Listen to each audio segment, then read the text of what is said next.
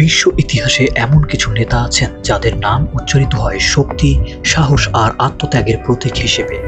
আজ আমরা কথা বলবো এমন এক নেতাকে নিয়ে, যিনি মুসলিম বিশ্বের গর্ব হয়ে উঠেছিলেন, যিনি পশ্চিমা আগ্রাসনের বিরুদ্ধে দাঁড়িয়ে আরব জাতীয়তাবাদকে নতুন শক্তি দিয়েছিলেন।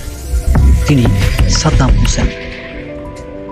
ইরাকের টিকরিত শহরে 1937 সালে জন্মগ্রহণ করা সাদ্দাম ছিলেন দরিদ্র কৃষক পরিবারের সন্তান, কিন্তু তিনি অল্প বয়স থেকেই নেতৃত্ব আর দৃঢ় সংকল্পের পরিচয় দেন। তার রাজনৈতিক যাত্রা শুরু হয় বাথ পার্টির সঙ্গে। তিনি আরব ঐক্য ও স্বাধীনতার স্বপ্ন দেখেছিলেন। 1979 সালে সাদ্দাম ইরাকের প্রেসিডেন্ট নির্বাচিত হন। তার নেতৃত্বে ইরাক দ্রুত আধুনিক রাষ্ট্রে রূপ নেয়। শিক্ষা, স্বাস্থ্য, অবকাঠামোর সব ক্ষেত্রে ব্যাপক উন্নতি ঘটে।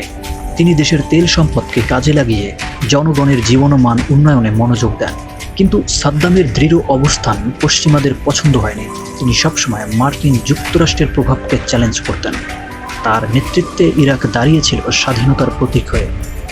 তিনি ঘোষণা করেছিলেন, ইরাক কোনো বিদেশি শক্তির দাসত্ব মানবে না। 1991 সালে উপসাগরীয় যুদ্ধে সাদ্দাম ইসরায়েলের রাজধানী তেল আবিব ও হাইফায় একের পর এক স্কাড মিসাইল নিক্ষেপ করেন।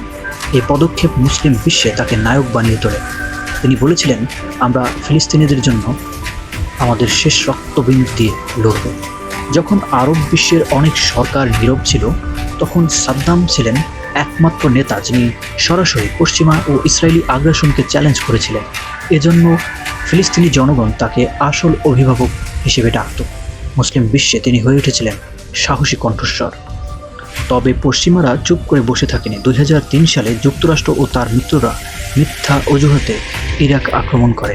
তারা দাবি করেছিল ইরাকে গণবিধ্বংসী অস্ত্র রয়েছে, যা কখনোই প্রমাণিত হয়নি। এই যুদ্ধ ধ্বংস করে দেয় ইরাকের সভ্যতা, সংস্কৃতি আর কোটি মানুষের জীবন। সাদ্দাম হোসেনকে শেষ পর্যন্ত প্রহসনের বিচারে ফাঁসির মঞ্চে ঝুলিয়ে দেওয়া হয়, কিন্তু ইতিহাস বলে তিনি ছিলেন একজন যোদ্ধা যিনি মুসলিম বিশ্বের মর্যাদা রক্ষায় আপোষহীন ছিলেন। তার জীবন আজও অনুপ্রেরণা দেয়, অন্যায়ের বিরুদ্ধে দাঁড়ানোর সাহস যোগায়।